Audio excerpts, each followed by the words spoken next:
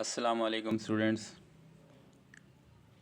جیسا کہ آپ تمام لوگ جانتے ہیں کہ جب انسان کو کسی کے ساتھ بات کرنی ہوتی ہے تو وہ لفظوں کا سہارا لیا جاتا ہے، اور ان لفظوں کا سہارا لے کر ہم ایک دوسرے کے ساتھ کوئی بھی بات کر سکتے ہیں، اور وہ جو لفظ ہوتے ہیں ان لفظوں سے جملے بنتے ہیں، اور ان جملوں سے بن کے ایک بامعنی گفتگو کی جاتی ہے۔ دنیا کی تمام لینگویجز اسی طرح حروف سے الفاظ بنائے جاتے ہیں، اور الفاظ سے جملے اور جملوں سے بامعنی گفتگو اخذ کی جاتی ہے۔ تو اسی طرح انگلش لینگویج کے اندر بھی الفابیٹس کو جوڑ کر ورڈز بنائے جاتے ہیں، اور ان ورڈز کو ملا کر سینٹینس بنائے جاتے ہیں، اور ان سینٹینس سے ایک بامعنی گفتگو جسے کمیونیکیشن کہا جاتا ہے وہ کی جاتی ہے۔ تو یہ جو انگلش کے الفاظ ہوتے ہیں، ورڈز ہوتے ہیں، کمیونیکیشن کے لیے، گفتگو کے لیے،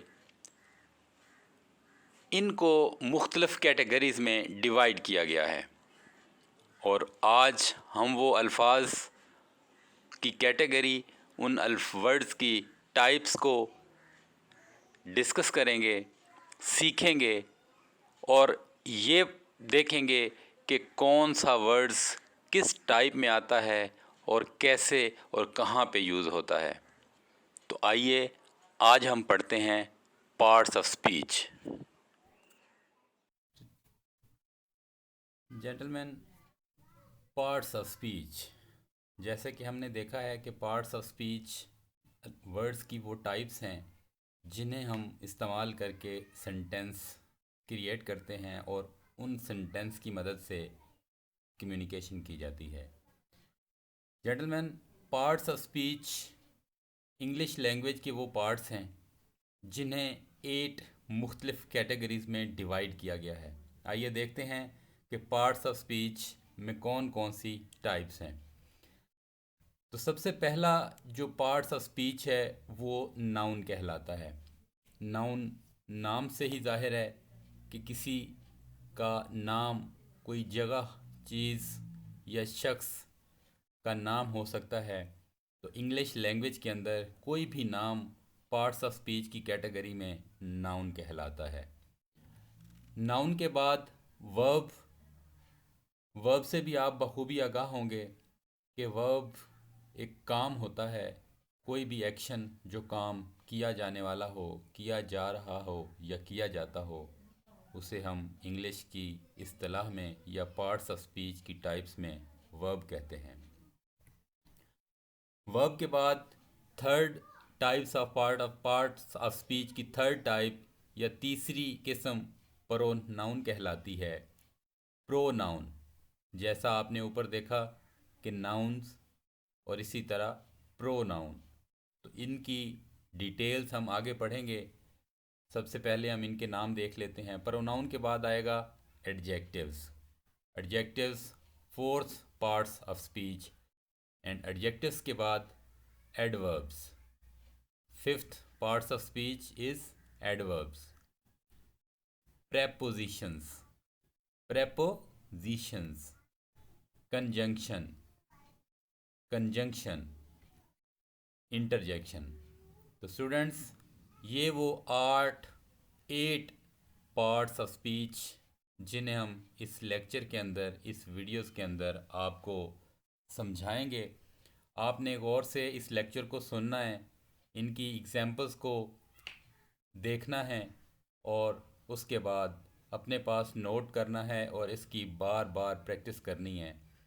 جب تک آپ پریکٹس نہیں کریں گے تب تک آپ اس قابل نہیں ہوں گے کہ آپ ان کو اچھی طرح سمجھ سکیں اور امپلیمنٹ کر سکیں۔ تو سب سے پہلا جو پارٹس آف اسپیچ تھا وہ ہم نے دیکھا کہ ناؤن ہے۔ ناؤن کو دیکھتے ہیں کہ ناؤن کیا ہے۔ A noun is a word that names something, for examples, a person, place, thing or idea. کیا مطلب ہے اس کا؟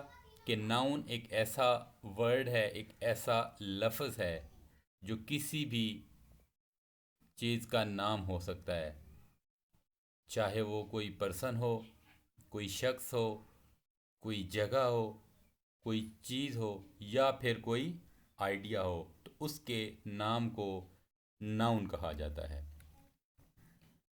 In a sentence, noun can play the role of subject, direct object, indirect object, subject, complement, object complement, appositive اور adjective۔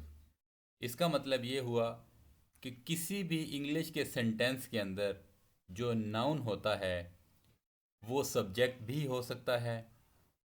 Subject کا مطلب ہوتا ہے جو کام کرنے والا ہو، جو کوئی ایکشن کرنے والا ہو، اسے ہم سبجیکٹ کا کہتے ہیں۔ اس کے بعد ہے direct object.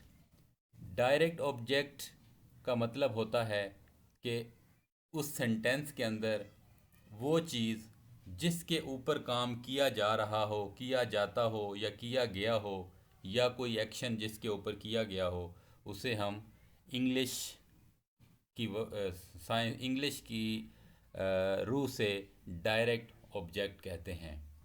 Indirect object, indirect object بھی اسی طرح کچھ ایسی چیزیں ہوتی ہیں جن کے اوپر کام کیا جاتا ہو لیکن اس سینٹینس کے اندر شو نہیں ہوتا ہو۔ اس کے بعد subject complement, object complement, اپوزیٹیو and ایڈجیکٹیوز۔ Us sentence کے اندر یہ تمام چیزیں ہیں جو ناؤن کہلاتی ہیں، جو ناؤن ہو سکتی ہیں، جو ناؤن کنسیڈر کی جا سکتی ہیں۔ ناؤن کے بعد دوسرا پارٹس آف سپیچ ہے ورب۔ ورب ہم نے پہلے بھی پڑھا ہے، ہم جانتے ہیں کہ کسی کام کو کوئی ایکشن کیا گیا ہو اس کو ہم ورب کہتے ہیں۔ تو انگلش میں اس کی ڈیفینیشن ہے A verb is a word that used to describe an action, state or occurrence and performing the main parts of the predicate of a sentence such as hear, become, happen۔ یعنی کہ سننا، ہونا، کوئی کام کرنا، کوئی action کرنا، تو یہ تمام ورڈز جو ہیں وہ ورب کہلاتے ہیں۔ تھرڈ پارٹ آف سپیچ ہے پرو ناؤن۔ ہم نے ناؤن کو دیکھا کہ ناؤن کسی شخص، جگہ، چیز یا کسی آئیڈیا کے نام کو کہتے ہیں، تو اسی طرح پرو ناؤن بھی اسی کے ساتھ ملتا جلتا ورڈ ہے۔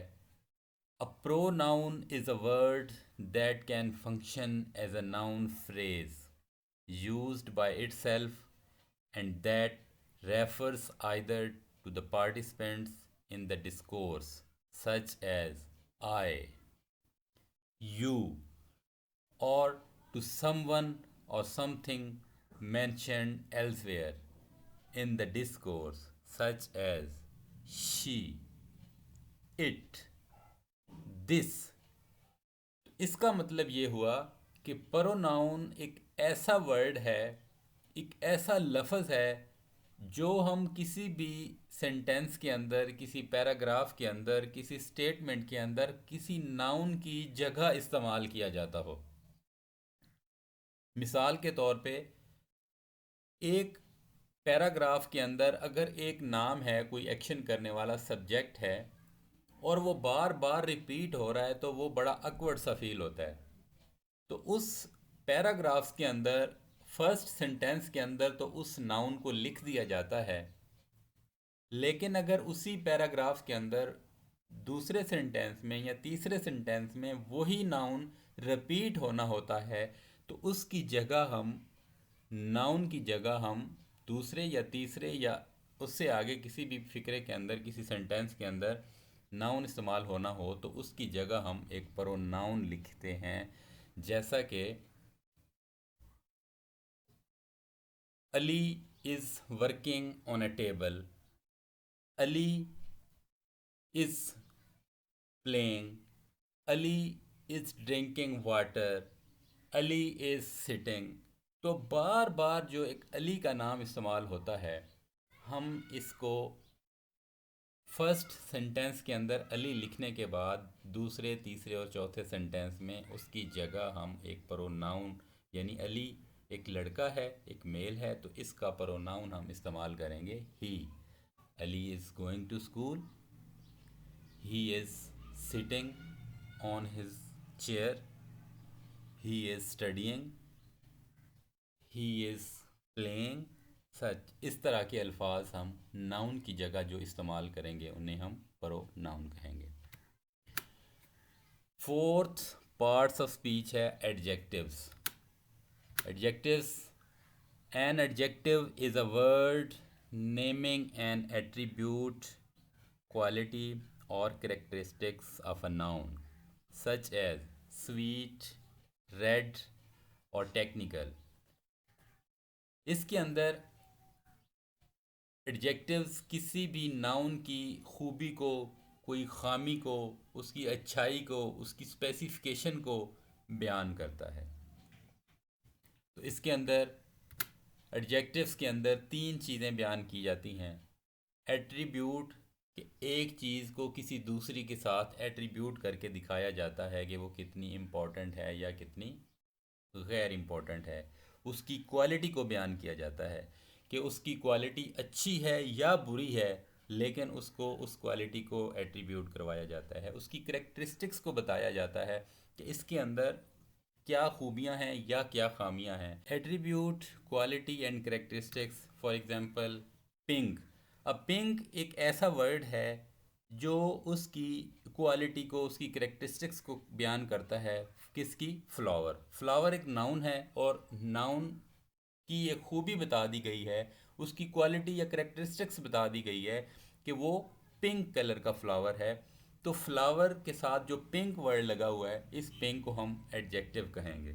اس کے بعد smart girl, net work etcetera. تو یہ وہ گرلز ناؤن اینڈ گرلز کے ساتھ اسمارٹ ورڈ جو لگا دیا گیا، اس اسمارٹ کو ہم کہیں گے ایڈجیکٹیوز، کیونکہ یہ اس لڑکی کی، اس گرلز کی کوالٹی شو کر رہا ہے. اینڈ نیٹ ورک بھی اسی طرح ایک کوالٹی بیان کی جا رہی ہے. تو ورک نیٹ تھا، یعنی کہ نیٹ وہ ورڈ ہے جسے ہم ایڈجیکٹیوز کہتے ہیں. اور اس کے بعد پانچواں پارٹس آف اسپیچ ہے adverb. Adverb. An adverb is a word or phrase that modifies or qualifies an adjective's verb or other adverb, or a word group expressing a relation of place, time, circumstances, manner, cause, degree, etc. And sixth parts of speech میں preposition ہوتا ہے. Preposition کیا ہوتا ہے؟ آئیے دیکھتے ہیں. A preposition is a word governing and usually preceding a noun or a pronoun and expressing a relation to another words or elements in the class. For examples, in. ان ایک ایسا ورڈ ہے جو دو ورڈز کو ملانے کے لیے استعمال کیا جاتا ہے. ان کو کوئی دو ناؤن بھی ہو سکتے ہیں، ناؤن اور پرو ناؤن بھی ہو سکتے ہیں. پریپوزیشن دو ورڈز کے درمیان ایک ریلیشن قائم کرتی ہیں. For example the main on the plate form. اب اس کے اندر مین ایک ورڈ ہے، دا مین ناؤن ہے، دا پلیٹ فارم بھی ناؤن ہے. تو ان دونوں کے درمیان جو ریلیشن قائم کرتا ہوا ورڈز ہے آن، یہ آن جو ہے وہ پریپوزیشن کہلاتا ہے. اسی طرح ہم کچھ اور ایگزامپلس دیکھتے ہیں. شی arrived after dinner. What did you do it for. Book on the table. Pain in my pocket. تو یہ جو ورڈز استعمال ہوئے ہیں ان، آن، اٹ، آفٹر وغیرہ، یہ تمام پریپوزیشنز کہلاتے ہیں. ساتواں پارٹس آف اسپیچ ہے conjunction. A conjunction is a word used to connect clauses or sentences or to coordinate words in the same clause, e.g. and, but. if. تو کنجنکشن بھی prepositions کی طرح دو کلازز کو، دو sentence کو ملانے کا کام کرتا ہے، جیسا کہ خالد اینڈ احمد. ہم اس کو لکھ سکتے تھے خالد احمد، لیکن اس کے درمیان اینڈ لگا کے ہم نے ان کے درمیان ایک کنیکشن پیدا کر دیا، ان دو ناؤنس کے درمیان کوآرڈینیشن بنا دیا، خالد اینڈ احمد. آٹھواں انٹرجیکشن ہے پارٹس آف اسپیچ، اسے ہم کہتے ہیں انٹرجیکشن. An interjection is an exclamation, especially as a parts of speech, e.g. for example, ah, dear me, wow, wonderful, oh my god. تو یہ وہ تمام ورڈز ہیں جو ایکسکلیمیشن کے طور پہ استعمال ہوتے ہیں. تو ان ورڈز کو انٹرجیکشن کہا جاتا ہے. تو اسٹوڈنٹس، آج ہم نے اس لیکچر میں پارٹس آف اسپیچ کو ڈسکس کیا کہ 8 مختلف پارٹس آف اسپیچ ہیں. پہلا پارٹس آف اسپیچ تھا ناؤن. ناؤن کسی شخص، جگہ، چیز یا آئیڈیا کا نام ہوتا ہے. اس کے بعد ہم نے ورب کو ڈسکس کیا، پروناؤنس کو کیا، ایڈجیکٹیوز کو کیا، ایڈورب کو کیا، پریپوزیشنز کو کیا، کنجنکشن کو کیا، انٹرجنکشن کو کیا. تو یہ